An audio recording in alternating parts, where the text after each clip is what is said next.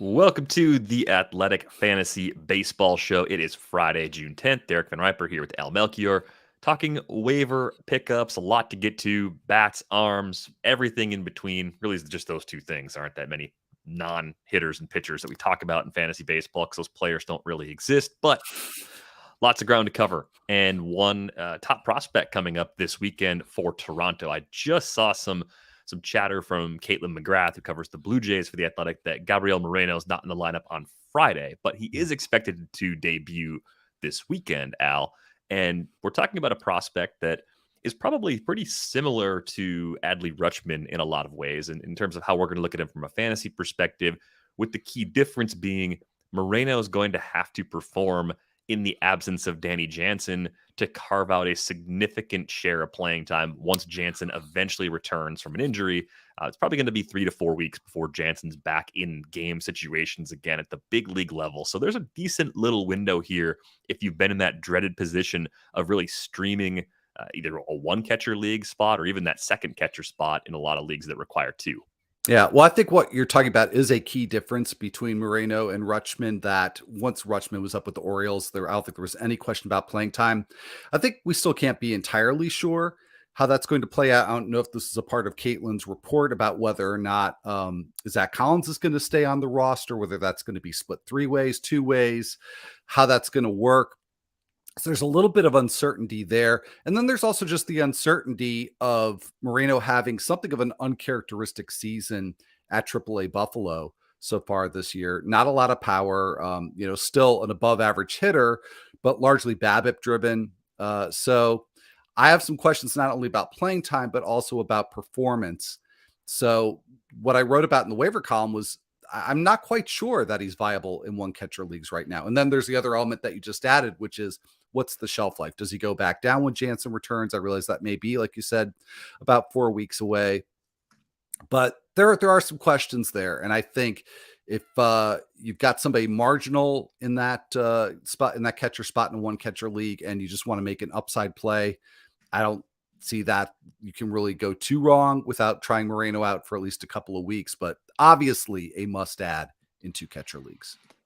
It's someone who has made a lot of pleas in recent years to move away from 2 catcher leagues. I'm still looking at Moreno as the kind of player that can make an impact even in single catcher leagues. I think the hit tool's good.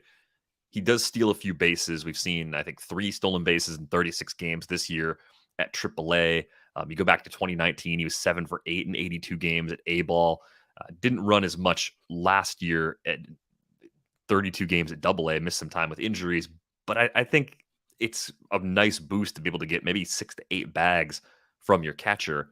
And I think the average floor is high. He's done a pretty good job drawing walks even as he's advanced. It is strange the power was down a bit to begin this season, but I think long term, especially, there's a really bright future there. Short term, it's probably a little more borderline. It probably is more like playing the schedule. But I think the other thing that works in his favor as a streaming option in a single catcher league, even if this does end up being a little more temporary as an opportunity for him to be a semi-regular or near everyday player, depending on where they decide to fall and how much they catch Alejandro Kirk in the next few weeks. The Jays lineup is starting to play the way we expected it to.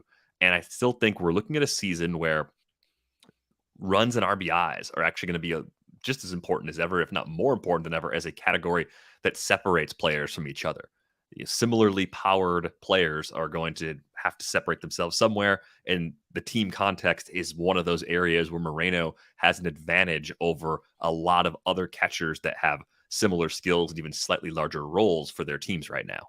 Yeah. And just to go back to Rutschman again, I think that you could, at least on a temporary basis, use Moreno in a one catcher league as a potential upgrade over Rutschman. And the team context is definitely a part of that potential upgrade there. So it's certainly acts as a tiebreaker and maybe even a little bit more. Here's a good question from David, who's watching us live on YouTube right now. Assuming that Moreno stays up, who would you pick between Moreno and MJ Melendez?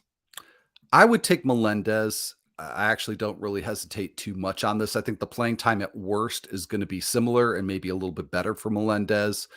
And we've already seen a little bit of the power in the major leagues. We saw a lot more power comparing them to each other in their minor league portions of their seasons. So for me, it's Melendez. Yeah, and I think for me, I'm with you. I think there's maybe a safer dynasty floor with Moreno than there is with Melendez. If you're looking at those two players from a long term view, they're both likely to be relevant fantasy players for the next at least half decade. I think that's what we're looking at in both of those players.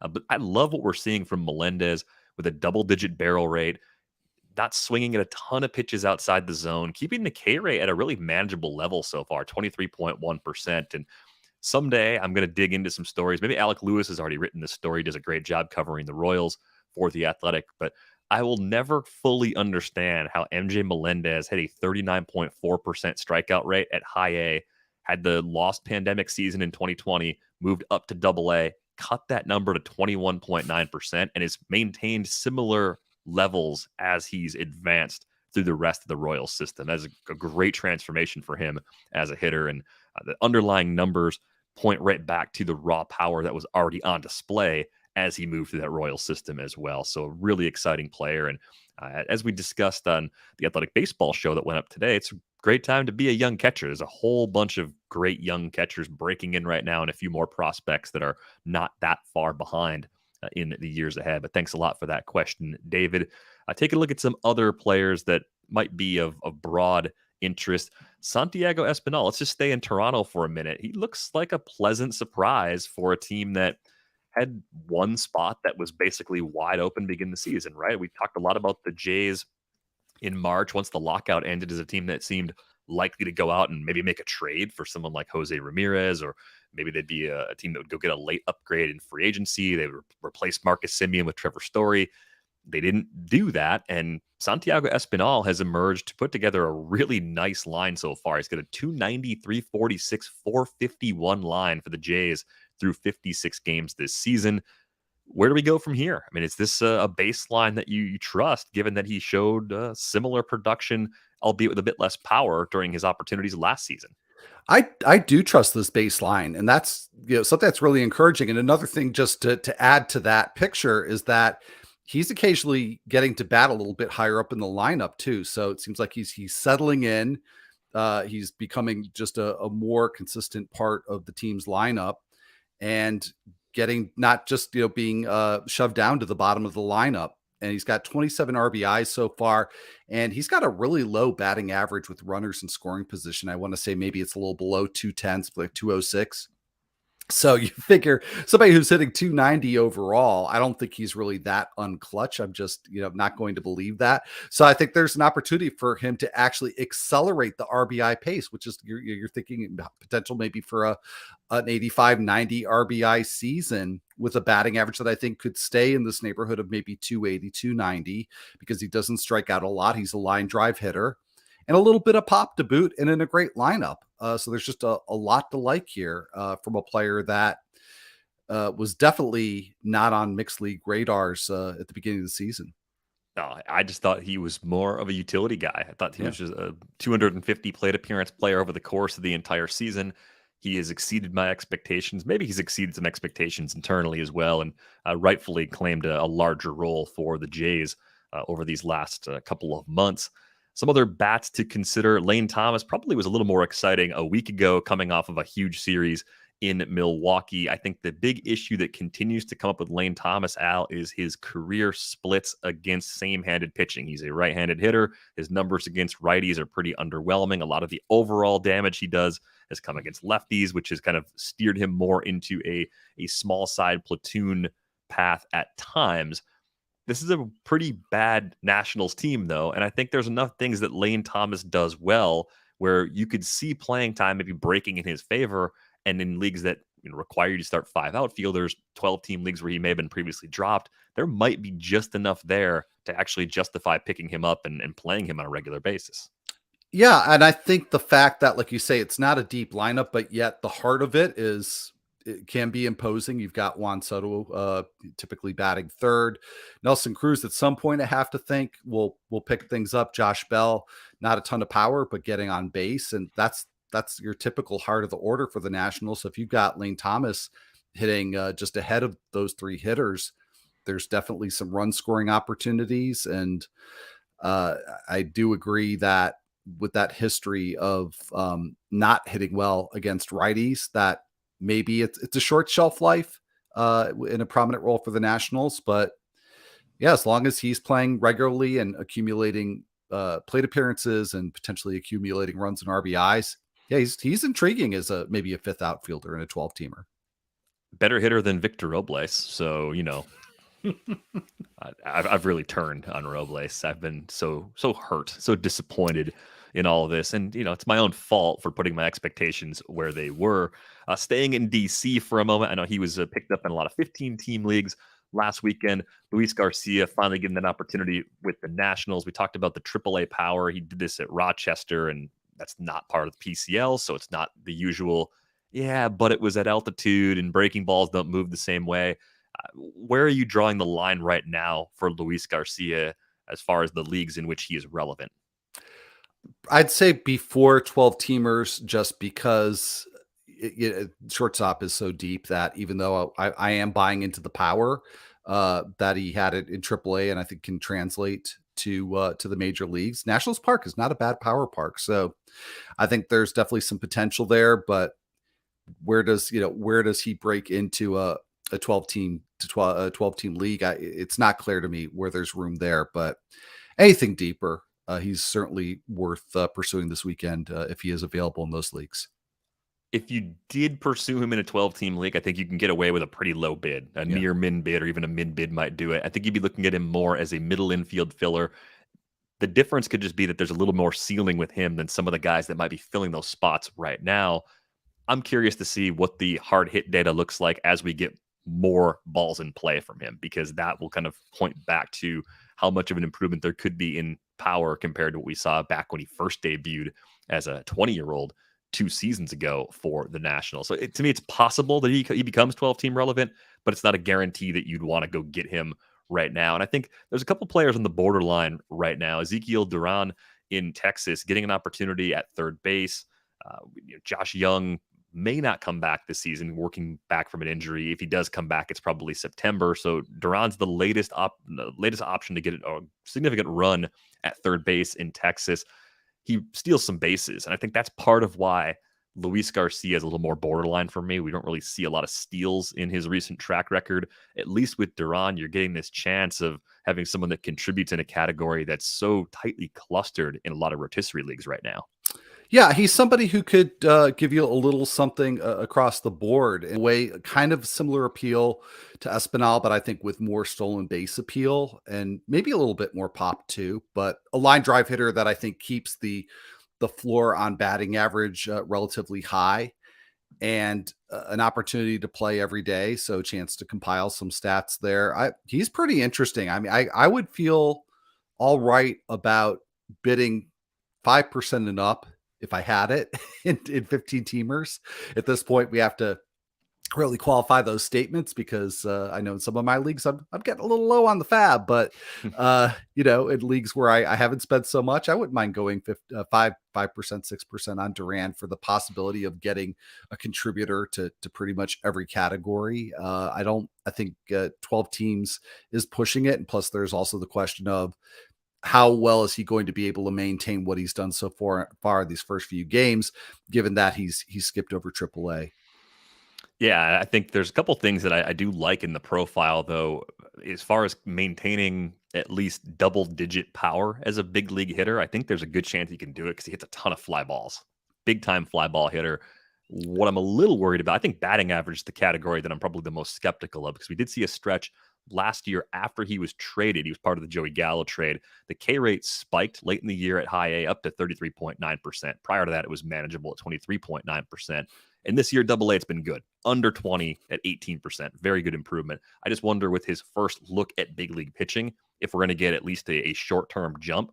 And then as a result of also facing just better pitching, the power might temporarily take a little bit of a dip. But if he holds his own and he's getting on base enough, this is a Rangers team that I think can give him plenty of green lights as a base stealer.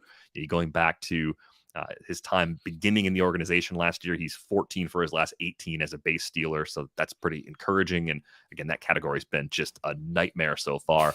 There is a question from Jay in the live stream. For Duran this weekend, are you in on the bidding, or does he keep getting the Edward Olivares treatment? As in being yo-yoed back and forth. Yeah, is he in danger of that? Yeah. I don't view him particularly at risk of it, but that's a good question, because if you look at what the Rangers have done with the outfield, where I think you've seen a lot of that kind of pattern there, why not necessarily at third base? So I wouldn't rule it out, but I think as long as Duran continues to hit well, I don't see this as a situation where there's somebody else, that's going to be breathing down his shoulder, that the Rangers are just going to be really eager to plug in this place. And if that question happened to be about Jarren Duran, I don't think there's much to get excited about there. They already sent him back down. I think his promotion might have been a temporary one because Jackie Bradley Jr. missed some time on the paternity list recently. So I think Jarren Duran is exactly in the Edward Olivares situation from last year. But I think Ezekiel Duran has a chance to stay up and actually have a consistent, prominent role at the big league level. So hopefully, if it was Jarren Duran that was part of that question, we covered it either way. Yeah, that makes sense. A lineup question from Joel. It's an NFBC league where you can make changes on Fridays. Would you take out Mike Trout for the weekend? We don't know if he's in the lineup at the time of this recording, but I think it's kind of simple for me, Al. If he's not in the lineup today and I had someone who could play all 3 games this weekend, I would make that change, in part because I think the Angels, they know they have to be careful with Mike Trout. Given the number of soft tissue injuries that he has dealt with in recent years, it makes all the sense in the world for them to err on the side of caution. So if you don't get the green light for Friday's lineup, you're looking at a 2-game max for him this weekend. I think it's easy to go ahead and just play the volume game and play it safe to not miss out on at bats. Yeah. I mean, just even that consideration aside, that the Angels do have a strong incentive to be careful with them. I just think that with most players, that's the route to go, even as somebody as good as Mike Trout. So I'm with you 100%. I need him back, though. I really need him back in a few places because I could see my team sliding pretty quickly, having to replace. I mean, no one can really replace Mike Trout. It's just the way it's been. He's been really good on a per plate appearance basis again this season. There's another player in Texas. I think you may have written him up in the column for this week, Nathaniel Lowe. It's been a strange shaped 2022 for him. I know he was a player that our friend Saris really liked going into the season, with Donnie Ecker going there to be basically the offensive coordinator to just do some of the things they were doing in San Francisco to possibly bring those philosophies and that training to the Rangers. And we're starting to see some signs of Lowe taking a step forward here in recent weeks. The season numbers are still a shade on the underwhelming side. The 271 average, certainly no problem there. 318 OBP, 404 slug. You're looking for more typically from a first baseman, but are you seeing enough recent improvement to push Lowe back into consideration in some of those more shallow leagues where he's become available? I think so, although the way I framed it in the column is not so much improvement, but change in profile. And this is based on just a little bit over 2 weeks, the last 2 weeks. Really small sample. We've seen lots of really, really weird things in 2 and 3 week windows with players that just they happen and then they evaporate and players find their set point afterwards. But he's the last couple of weeks, Nathaniel Lowe has been a completely different type of hitter. So he's been somebody that, like you say, you can count on for batting average, doesn't strike out a lot, sprays the ball around the field, but it really limits his power upside. He's gone bizarro low since the last couple of weeks, where striking out a ton, pulling the ball a lot more. But we're seeing power. We're seeing power. And for whatever reason, he's not really had to sacrifice batting average to do it. So I don't know if this profile sticks beyond these last couple of weeks. I don't know if it does stick, if the batting average will plummet, but it's interesting nonetheless. And I think it's just, it's something to me that even though it's not necessarily a net gain for Lowe, that if you wanted a little bit more power from first base than what you're getting, maybe right now you can, surprisingly enough, get that from Nathaniel Lowe. What I'm really curious to see as we get more from him this season, between now and the end of the season, or at least now and even the end of July, we've seen improvement upon last season's spike in ground ball rate. 54.5% was a career high, I think, at every single level. Even as a minor league hitter, Nathaniel Lowe never hit the ball on the ground more than he did last year with the Rangers, but he was hitting the ball hard last season. A 45.5% hard hit rate is good. And we're seeing that change already where he's back to hitting ground balls closer to his pre-2021 rate, but the hard hit rate is down. So if he can get the previous hard hit rate with the reduced ground ball rate, then I think there is a path for him to be the equivalent of like a 20 to 23 home run sort of guy whose ability to typically draw walks makes him a middle of the order run producer. So there's still enough there to like where I would be willing to take that chance. I don't think it's going to take much in fab to get Low in some of those more shallow formats where available too. It's really just a question of who are you using there right now and what flaws do they have by comparison, if they have any. Some deeper league bats that I wanted to throw out here real quick. A few names: Jake Berger, Jack Sawinski, maybe even Matt Carpenter popping some home runs for the Yankees. Al, who really stands out to you for deeper leagues this week? Is there any one of those three that you think brings more long-term value than the others? I think Berger does, to the extent that while I do think he's more of a deep league play and he's available enough in deeper leagues that I think it's appropriate to target him there, that I would consider him for a 12-teamer because he's getting the playing time now since he's come back up. He's played almost every game. He's hitting with a ton of power, actually a ridiculous amount of power that he's backing up in terms of exit velocity, barrel rate. All those things are in line with the surface numbers. And we've seen him hit for power in the minor league. So I think there's something there with Jake Berger. Whereas with Sawinski, there's been a little bit of power in the minor leagues. Obviously, again, team context, not a great one for him. It's also when he started out, when he first came up with the Pirates, there was a little bit of power, but he was hitting like in the 160s. So I need to see a little bit more from Sawinski. But that said, in 15 teamers, if he's out there, he needs to be picked up. Definitely intrigued by both of those guys. I think Berger is among the important kind of secondary pieces in the White Sox lineup. Obviously, Tim Anderson's on the IL right now. Eloy's on the IL, might have a little bit of a setback that he's working through. They just need to find a few more pieces around Abreu and Robert and Moncada and Grandal. They need some of those other guys to step up, and perhaps Berger can actually be that guy. So I'm kind of intrigued by what we're seeing from him so far this season from a power perspective. There's always been raw power in Jake Berger's bat, and now he's finally getting a little more run to actually do something with it here at the big league level. There's a general question from Ashi in the chat. Is it normal that in my league pitchers are way more valuable than batters? And that's just it's kind of a general question, but I kind of think that's the case in season most years, where if you have a lot of pitching, you can usually find people to trade with. And it's often a little harder to find those clear upgrades among bats, the guys that are definitely better than the replacement options. The funny thing about it, Al, is like we have a lot of streamers and we talk about two-start pitchers and guys that are on and off the roster on the pitching side. But I do think the stability on my rosters tends to lean more toward pitching week to week, and the holes tend to emerge more on the hitting side, not just because there are more hitters in my active lineup than there are pitchers either. Right. Well, I think the reason that we, and probably it's not just us, but others in this community do focus on streaming pitchers is because it is more of a challenge. And I think that I have the same experience in my leagues. It is very normal for available hitters and quality hitters are a little less scarce than the same quality of pitcher. And the deeper league, I think even more so that's the case. There's some leagues out there where John Birdie is still available. Some shallow leagues. Speed is so hard to find. He's putting together a nice season. It's only been 101 plate appearances for him so far. 282 average, 396 OBP. And as McCabe puts in the chat, 9 stolen bases and an 820 OPS so far this season.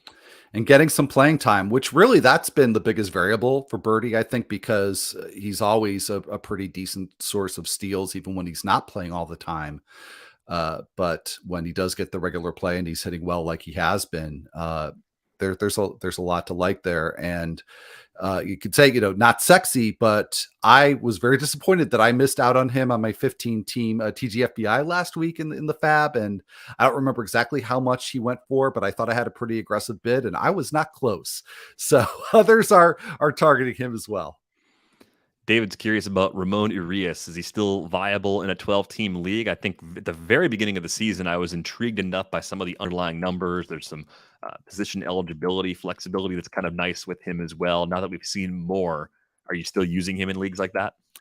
I thought he was fine for 12 teamers this week because the Orioles had a pretty nice schedule and Urias was on a really good hot streak going into this week. But I think with the Orioles having a little bit more of a challenging schedule this week coming up, he's an example of a hitter I would stream on and off the roster in 12 teamers. Yeah, I think he's kind of great if they've got a 7-game week and maybe the pitching matchups are on the weaker side or they're in hitter-friendly environments, and you can kind of push him in for a couple lineup periods and then just move away from him after that. I think one of the problems is Urias is just one of those guys. He's basically a 0 in the stolen base category.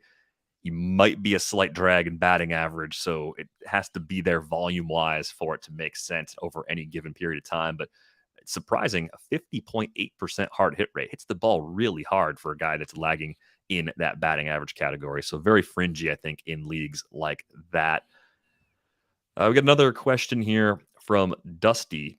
Drop Rogers or Farmer for Bryson Stott? I think Stott's another player that people are pretty curious about in general now that Gene Segura's hurt for the Phillies, and there's a pretty big portion of playing time available in that lineup that Stott should have the first crack at.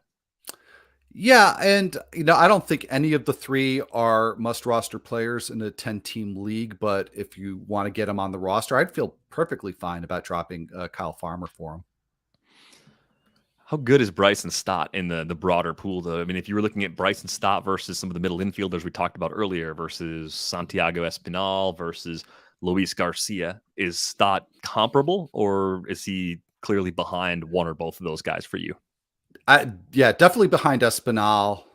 I'd say probably behind Garcia for me as well. So yeah, if we want to expand the question a little bit, I could see dropping Farmer for Espinal or Garcia as well.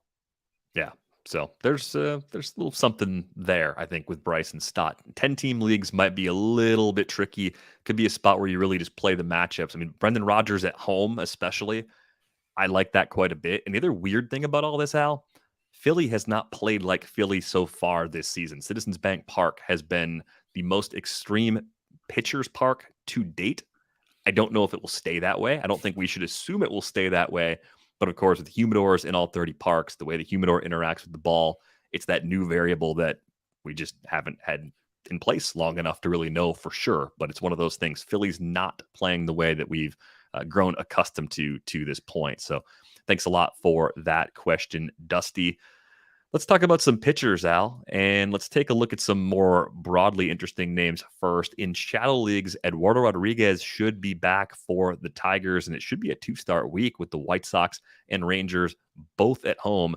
Erod's available in 40% of CBS leagues, so it's not universally available, but it's a guy that was actually pitching pretty well before he got hurt. He had a sub-4 ERA in the final outing before he got hurt. He's also gone 5 or more innings in 6 of his last 7 starts as well. And as we've seen, talking about pitchers every week on this show, finding guys that actually pitch deep into games is pretty challenging. It is. And with that roster rate that you're talking about with Rodriguez, I think it makes sense to pick him up in 12 teamers. I wouldn't start him this week, though. So this would be a situation where I would want to pick Rodriguez up if I had somebody that I felt okay enough about dropping. But while those surface numbers that you're mentioning look pretty good, his whiff rate this season is 6.7%. I mean, that's kind of scary to me. So I would want to see how he comes out in these first couple of starts. Then you have him if he is getting more of the swing and miss, if he looks good in those starts, then you've got him rostered. You're probably going to miss that opportunity if you don't take it now. But I would not feel good about starting Rodriguez this week. I think I'm in because the matchups are really favorable. I do think the skills concern is a really good one to bring up. And there might be some weeks where if he's facing an above average offense, even at home, I'd be more inclined to sit him now with that flaw. But, given the state of the White Sox lineup, missing Tim Anderson and Eloy, to this point in the season, they've been below average. I got a 91 WRC plus as a team, Rangers at a 96 also. So two below average offenses, I think, is just enough for me to say, yeah, there's a skills flaw, but I want that volume. I want that to crack it at 2 wins. And maybe if things go well, double-digit strikeouts over the course of the 2 starts as well, which would be really, really nice if you can scoop that up off the wire. But skills definitely under the microscope as he comes back. How about Michael Lorenzen? A 3.69 ERA, 1.14 whip, also available in something close to 40% of CBS leagues. And he's pitching pretty deep into his outings too. This is going a lot better than I expected it to, this move back into a starting role with the Angels. Yeah, no, I like to see it. I was, glad. I wish he had an opportunity to hit more, but the thing with Lorenzen too is that I think that he has that kind of profile, almost like a Martin Perez sort of profile, where he gets a lot of ground balls and can be efficient, keep the ball in the park, and so there's a lot of variance there, right? Because he could get hit around, but when he's going, he can have a string of 6 and 7 inning starts, and particularly in points leagues, that's a nice thing to see. So I think there's a little bit less urgency in Roto to grab him for like a 12-teamer, but points leagues, I think he's a must add. Yeah, I think there's a really strong case for him that I did not expect. Just even a month ago, I would have said, I don't know. I'm worried about everything with Michael Lorenzen, but he's easing a lot of concerns with his more recent performances. Here's a name that came up on Rates and Barrels. Clay Link, a Reds fan, good friend of mine, actually gave Graham Ashcraft a pretty hearty endorsement on that episode. He's up to 56% rostered already on CBS. So I'm a little surprised that Ashcraft has been picked up in about as many places as Erod and even Michael Lorenzen already. Ballpark, of course, tough for Cincinnati starters to deal with because it could lead to a home run rate issue. But are you interested in Graham Ashcraft? And does he have a case to be viable in 10 or at least 12-team mixed leagues? I actually made a 3 or 4 paragraph argument about not picking him up in those leagues in the waiver column. He is the most added player, not pitcher. He is the most added player in CBS leagues right now. He's near the top of that list for ESPN leagues. So the secret's out. He's having extraordinary results with an ERA in the low ones. He's a ground ball pitcher. So, that's going to be very helpful to him in Cincinnati or really any park. But we talked about it just a moment ago, Erod not getting the swing and miss. Ashcraft just has been very hittable in that regard, allowing a very high rate of contact on pitches in the zone, which again, that's another trend that really kind of terrifies me. And yeah, it's just 4 starts in the minor leagues. He was a decent enough strikeout pitcher, but the fact that he's really getting almost no swing and miss at all, I think that what he's done in the first 4 starts, there's a bit of smoke and mirrors there. I think that there's some real blow up potential for Ashcraft, but I think he'd have to have pretty good matchups for me to want to run him out in 12 teamers. I wouldn't really see a reason to bother in 10 teamers. I'm sort of interested in the argument that Clay or others have made in favor of him. The one thing I did note in the piece that a good reason to roster him is that you could rename your team World of Ashcraft, which I think could be fun. And for that reason alone, you're still maybe considering going against your own argument and rostering Graham Ashcraft. Yes. But I think one thing that Clay brought up was kind of an interesting comment that Kyle Farmer had made. He was kind of asking teammates aloud, does Ashcraft actually have the filthiest stuff on the staff? I mean, he throws 97. He's got a very high velo cutter. He's got a good slider. It's possible. To me, it's more of a 15-team sort of skill set for now, and 12s would be more of a schedule-dependent sort of situation. But he was not really on my radar prior to having that conversation with Clay, so I wanted to bring him up here and kind of take your temperature. It's funny that he's in the column. The column will be out soon, so I haven't had a chance to read it yet. But it's interesting when you have friends on opposite sides of an argument about a player like this. Ramon Contreras, I think, is worth a mention here, too. Is he becoming shallow league viable? About 48% rostered now on CBS. I really like him a lot long term. And I mean, I think other than a win probability, he's more in than out for me if I've got him in even a 12-team mixed league. I'm with you there. And the thing is that is really the relevant question, because with that roster rate that you mentioned, you're probably not going to be able to get him now in a 14 or 15 team league. The question is, do you want to add him to your 12 teamers? And I don't know that you would necessarily start Contreras every single week, but I think that he does need to be rostered. Lots of strikeout upside there. Wins might be a concern. Maybe he's good enough that that's not as much of an issue as you might think. I mean, there have been great pitchers on bad teams that just single-handedly will shut down the opposition and win some, 3-2 games. So I think we could see a lot of that from Contreras. I do think that it's time to go to that next level and start adding him to 12 teamers. Here's an actual example of players that are available between Roansy Contreras, Spencer Strider, Jeffrey Springs, and Edward Cabrera. 4 names that have come up a lot on pods so far this season. If you're in a 12-team league, it's a points league. David's asking this question. I think it's a fair question because these are fringy guys depending on the number of bench spots you have and the level of your league. So who would you choose if you could only choose 2 out of Roansy, Strider, Springs, and Cabrera? Yeah, this is very difficult. I think I am going with, and I think the team context actually is as much of a tiebreaker as anything here. I think I would go with Strider and Springs. Now that Springs has solidified that rotation spot, Yarbrough being sent down. I love what he's done. Obviously, the Rays love what he's done to make a spot for him, and I would go with those 2. But it's very close to a toss up. Yeah, the usage for Springs, he's faced at least 20 batters in each of his last 4 starts, so he's racked up at least 15 outs in each of those outings. The Ks have been there. The control seems like it's pretty good as well. So you're not looking at him as the kind of guy that's going 3 or 4 innings or anything like that.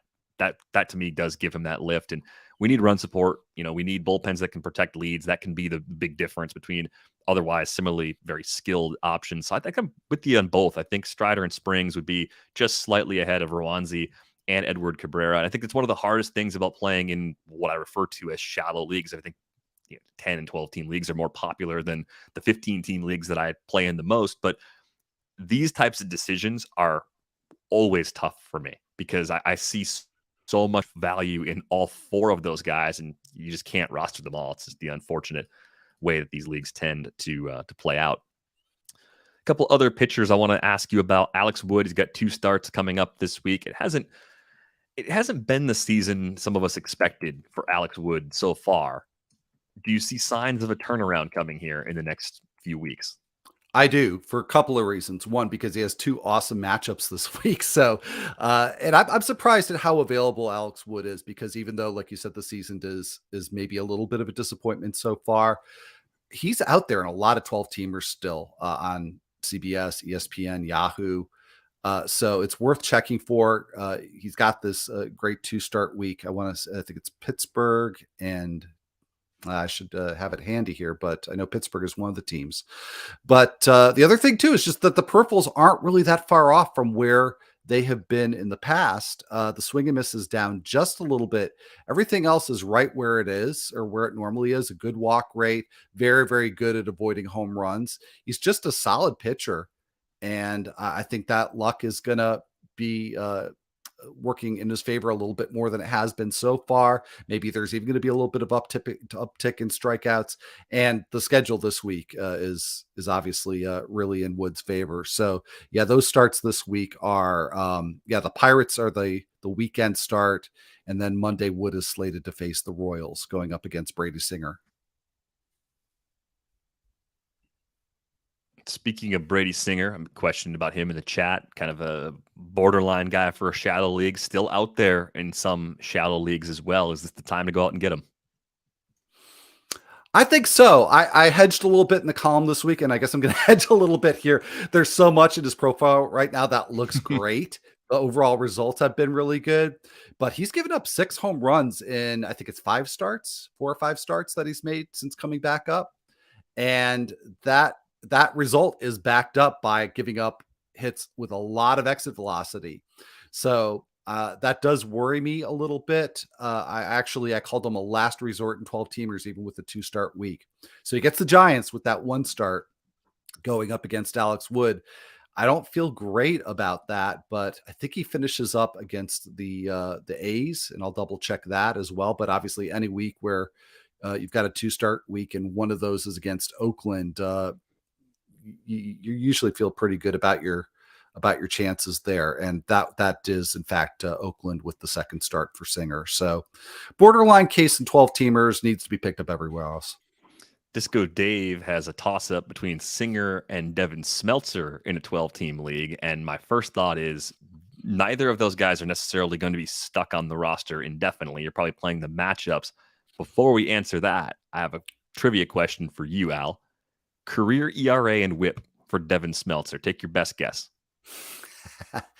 I'm sure I'll be way off because I'll say 3.95 ERA, 125 WHIP. Yeah, you're not that far off. 3.59 ERA, 117 WHIP. He's done it so far with 69 Ks in 97 and 2/3 innings. I still see Smeltzer as more of a deeper league sort of streamer. I became interested in him in some 15-team leagues, mostly because of the schedule. And I think it's going to be really difficult to possibly cut him when the schedule becomes more difficult, just because the results have been so good. It's always tough to be in that situation, to look at a guy that's got right now a sub-2 ERA and a sub-1 WHIP. I don't know if anyone who has Devin Smeltzer on their roster expects anything close to that. But if he's even the pitcher he's been to this point in his career, if he's got 359 and 117 in those ratio categories, and you're looking at him as a possible drop in a couple of weeks because the strikeout rate is so low, I think it's actually really tough to move forward on that decision. So all that's to say, like in a 12-teamer, it would be 100% for me, depending on who is actually matching up against those two guys in a particular week. So you kind of at the same point with Smeltzer right now. I think maybe a little less optimistic or interested compared to where you're at. And given what I just said about Singer and being sort of lukewarm, I do think that there's some strikeout potential there that he's not fully realized. And the strikeouts have been pretty good since he entered the rotation. But to me, it's a pretty clear choice for Singer. And again, even with the little bit of a risky matchup to start his week this week. Yeah, I think for me, I'm looking at Smeltzer's got Arizona on the road this upcoming week. That's a pretty decent spot. I would rather get the 2-step from Singer in a weekly league because of that 2nd start at Oakland. That's such a good spot. It's an easy call for this week because of volume. In a typical week, like if you're looking at next week, Singer should have 1 start at home against the A's. And I believe Smeltzer would have 1 start at home against the Guardians. That's a little bit closer to a toss-up, but I think I'd still go Singer in that case. So schedule really drives the decision for me on that front right now. A couple other names to get to. Wade Miley back from the IL, making a start today against the Yankees, regardless of how that turns out. I imagine he's at least on your radar for some medium-sized leagues, 15-team leagues again. Yeah, he is. Yeah, not quite 12 teamers, but yeah, a healthy Wade Miley is somebody that I do like to have on my 14, 15 teamers. Ability to manage contact, keep the ball in the park, and that. And again, points leagues where his ability to go a little bit deeper into starts is something that can help him out as well. He's not going to be helpful for this upcoming week because the matchup is at Coors Field against the Rockies. But what are you doing with Connor Pilkington in leagues where he is currently available? Is he good enough to possibly stash for future weeks? I think so. Yeah, I think so. Definitely has shown the ability to get some strikeouts, and still not exactly sure over the longer span how, first of all, how secure his rotation spot is, how well that strikeout ability is going to play out. But yeah, I think worth a stash in deeper leagues for sure. Here's a name we've talked about a little bit on this podcast, Alex Fido in Detroit. He's got a 2-start week this week. He's got the White Sox and the Rangers. Is it worth the possible risk to go for some volume here in 14-team leagues and deeper? I think so, especially in that depth of league. I think that Fido is certainly a must-add if he is out there, which I'm guessing he's probably not in a lot of leagues of that depth, but if he's there, a must-add. If you got him, it's a week to plug him in. Yeah, I think the risk for me just comes from that lower K rate, right? I mean, I was just talking to Devin Smeltzer. It's a K rate that's better than Smeltzer's, but I think you could be looking at more of like a low fours sort of ERA. And I think the key difference also is just the team quality. Twins are a first place team. They're going to win lots of games. They got a great bullpen. Tigers, still in that rebuild. So you're not getting the same support for these starts that you'd be getting for someone like Smeltzer. So tread carefully, even though I think the 2-start week does make Fido a bit appealing. Rich Hill gets the A's again. He's always available in 12-team leagues. How does he do it, Al? Massive workload concern start by start, I guess, but he's gone at least 5 in 4 of his last 6 starts, including his most recent start, which also came against the A's. Yeah, I've been a skeptic all year long. I guess I'll continue to be one, just because he's not the strikeout pitcher that he was just even as recently as a couple of years ago. But I mean, much like Michael Wacha, where I've been skeptical and been, I wouldn't necessarily say proven wrong, but maybe made the wrong calls in a lot of his starts so far this year. But I still have questions about them on a week to week basis. Got a question here on the stream from Ashy. Should I be worried about Paul Blackburn? I mean, there's I'm looking for the comparison here, and so the comparison is Flaherty, and yeah, I mean, I would rather be rostering Flaherty despite all the risk that he brings right now when he does come back. But I'm a little worried about Paul Blackburn, but he's just so far exceeded my expectations this year that I feel like anything you get from him at this point is just gravy, and I wouldn't be looking to replace him at this point. But certainly, if you had the opportunity to pick up Jack Flaherty and Blackburn is the weakest link in your rotation, I think that's a move you can make. Right. It goes exactly back to what I was just saying about Devin Smeltzer and the great ratios. You get kind of stuck on it when that player is on your roster. When you don't have that player, it's really easy to look back and say, yeah, just move on from Paul Blackburn. But it's a low strikeout rate. Oakland plays cold and damp, especially early in the season. It will be more hitter friendly than it has been to this point throughout the summer. So some of those home starts won't be quite as favorable as they have been from just a pure run environment perspective. So I think if you look at that, but that low K rate, under 7 Ks per nine, it's under 20%. It's still an improvement for him compared to last season, but the projections kind of point to a low, maybe even a mid 4s ERA, depending on which system you're looking at, and a 130 plus whip for Paul Blackburn. I think that should be the extra little bit of encouragement that you might need in some cases to go ahead and make a move to let him go in a shallow league. If there's someone like Flaherty available, it comes down to the quality of the pitcher that you can get back in the return. And then the other player that's kind of in a similar situation for me, at least, is Martin Perez. I think he kind of fits into this dreaded, he's been good, but I don't know how much I trust it. I mean, I think compared to Blackburn, I like him a little more because you're getting a few more Ks. This is the best walk rate we've ever seen from Perez in his career. And much like Paul Blackburn, the projection systems pretty consistently point to a low to possibly mid 4s ERA and a 130s level whip. I think the only difference is a slightly higher strikeout rate is in the projections for Martin Perez going forward. Yeah. It's phenomenal what he has done so far. And it's not just, I think, just a random hot streak because he has been getting, like you said, a little bit more strikeouts, a little bit more of a higher ground ball rate, a lot of soft contact. And I think that those are all things that he could sustain, but the longer track record as reflected in the projections does suggest that he could go right back to being a roughly 4 ERA kind of guy who's not consistently giving you 6-7 innings of quality pitching. So I think you ride, at least I would ride this for as long as it lasts, but at the first sign of him going back to where he's been in previous seasons, easier said than done, like you say, but I think there are a couple of bad starts in a row and it would be all right to ditch Martin Perez.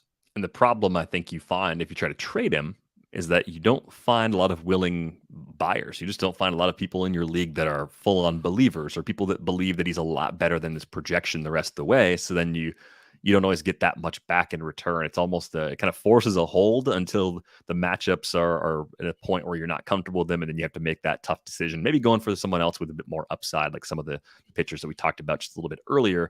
As far as deep league streamers go, there's a handful of names I put on the sheet. Jordan Lyles, always gets a mention on Fridays. I mean, at the Jays, home against the Rays, those are really tough matchups, even with Wander down for the Rays right now. Jose Quintana is in there, maybe as just a nice one-start pitcher, has a matchup against the Giants. He continues to pitch really well, maybe kind of putting himself more in the Blackburn Perez group than any of us would have thought back when the season started. You got Daniel Lynch finally getting another favorable matchup going on the road to face the A's. Bo Brisky getting a chance to stick in that Tigers rotation for now. He's home against the Rangers. And then Devin Smeltzer, who we talked about earlier. Anybody in that group really stand out to you as a viable deep league option that you would at least put at the top of the list and prioritize this weekend? For me, it definitely Daniel Lynch because of the matchup. You can set the bar pretty low in terms of who you can trust against Oakland. I do trust Daniel Lynch. Quintana is interesting to me. I did write him up in the column this week. The results haven't been great, but if you go a level down and you look at the plate discipline profile for him, a lot of swing and miss lately, a lot of swing and miss in the zone, some getting a lot of chases. So some really good secondary indicators for Quintana, and not consistently going deep into games, but he has, so I wouldn't put him in the same breath as like Martin Perez, but he's had some Perez-like outings, and the Giants are not one of the better matchups that he's had, but I think, deeper leagues, he's still out there in deeper leagues. So I'd probably give him a go in 15 teamers, would look forward to starting him maybe against some easier competition down the line, but I've been really encouraged by Quintana the last few weeks. Quintana's actually pitching well enough to where you could see a team that just wants to add some depth to its rotation to possibly make a move for him at the trade deadline. It's not like the Pirates are going to get a windfall back in return, but the team context might get a little bit better for Quintana during the final 2 months of the season, depending on the health of the rotation of some of the contenders around the league. I think Lynch is still the guy that stands out a little bit to me. My long-term expectations are fading a bit compared to where they were even a month ago for him. Part of this is just the Royals' lack of success at developing these young starters, but that matchup is just a good spot for him to be in, facing off against the A's. And I think Bo Brisky might be a little bit underrated in Detroit. Volume, as we mentioned before, hard to find. He at least gets a chance to pitch deep into his starts. The drawback is if it's not going well and they let him keep pitching, it's going to do a little more damage to your ratios, but he has had a reasonably tough stretch of schedule. I know Eno's pitching model actually likes him a little bit relative to some of the other names that we're discussing here as well. So there could be, maybe again, it's a low 4 sort of ERA and mediocre whip. Guys that we just talked about projected to do that are doing a lot better, but I think it's a reminder that with that volume, with these opportunities, you can end up landing in a pretty good spot. And I think Brisky sneakily for deeper leagues is one of those pitchers. We should go to the closer corner here for just a few minutes. And, Paul Sewald is available in about 2/3 of CBS leagues. And I know they really do a lot of mixing and matching in the back of that Seattle bullpen, but Sewald was really good last year. And there was a stretch where he was the primary option for saves, even if he wasn't necessarily the only option for saves. So do you think the threshold for rostering and even using Sewald in active lineups is more like a 10 or a 12 team mixed league at this point? Or do you think he's still better served to be on rosters in deeper formats than that? I think for the most part, deeper formats. Though, if you're in a 12 teamer where you've got a healthy number of bench spots, I think that Sewald would be a good use to stash, just in case you see a similar pattern where, again, we've got 2/3 of the season left here. I forget that sometimes. So there is an opportunity maybe for him to pitch on the level he did last year and really force the issue and get a bulk of the saves. One of my bold predictions back in March was that he would get 20 saves this year. It's not really working out great so far, but he's picked up that pace a little bit lately. And with 2/3 of the season left, that's still within reach, or even 15 saves would be very helpful. So I think in that one instance, that 12 teamers are relevant for him, but otherwise, I think he's kind of at a point with the roster rate where he's sort of tapped out in terms of what he's likely to return for you. I think Sewald might be the best option for them. It might just be broken up in enough pieces where no one's really shallow league viable. But is there a clear favorite for you? At this point, there isn't, which is why I wasn't a little bit more optimistic just now about Paul Sewald, because if I really thought he was a clear option rest of season, I think I would have been a little bit more optimistic about picking him up in my 12 teamers.